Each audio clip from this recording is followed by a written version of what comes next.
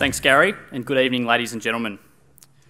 As Glenn touched on earlier in the evening, 2018 has been a significant year for the club, both on and off the field. These achievements have impacted the club's financial results for the year, which I'll take you through shortly. There are three key messages on the club's financial results for 2018, which I'd like to draw your attention to throughout my presentation. They are that 2018 has been a year of significant financial growth for the club, driven by a successful on-field campaign. Secondly, this growth has allowed the club to continue to invest in its strategic priorities, particularly the football department, while also reducing debt. And finally, the club has a strong asset base, with cash reserves exceeding 10 million and debt in a now manageable position. I'll now talk you through these points in further detail. As you can see on the screen, revenue grew by 4.7 million during 2018. The key driver of this was the $3.8 million increase in the revenue from our football activities. Record membership and strong attendances, particularly at our marquee games, as Glenn has mentioned, was responsible for 2 million of this growth, with the remainder due to increased corporate support, including new partnerships such as Zurich and Johnny Walker. AFL distributions and gaming revenue have remained relatively consistent with the prior year.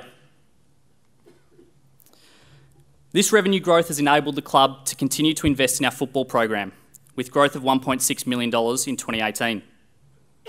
The most significant change that occurred during the year, as Gary mentioned earlier on this evening, was the club gaining day-to-day control of the VFL team, the Casey Demons. This achievement is a credit to Josh Marnie and his team, who identified this as a priority and have worked to secure this outcome in recent years.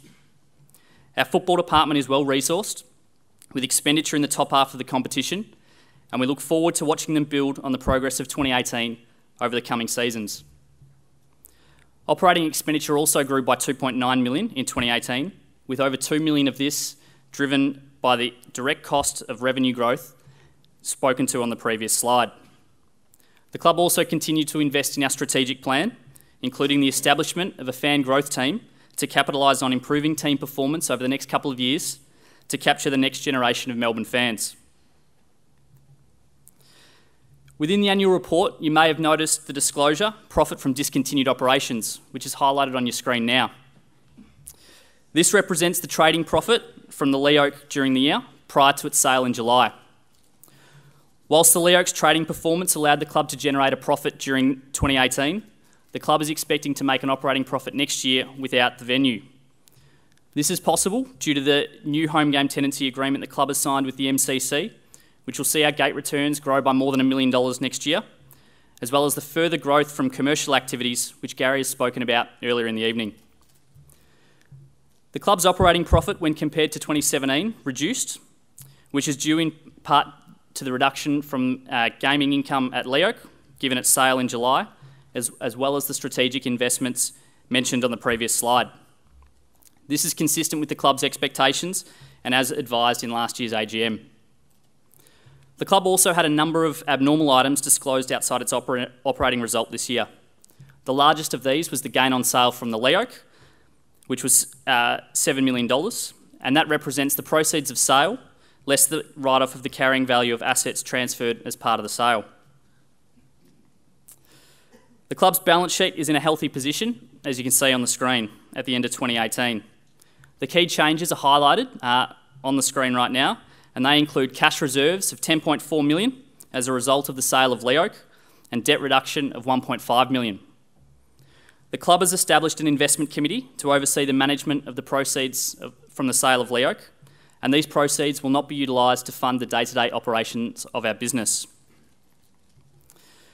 The repayment of a further 1.5 million of debt in 2018 continues the trend of significant debt reduction in recent years.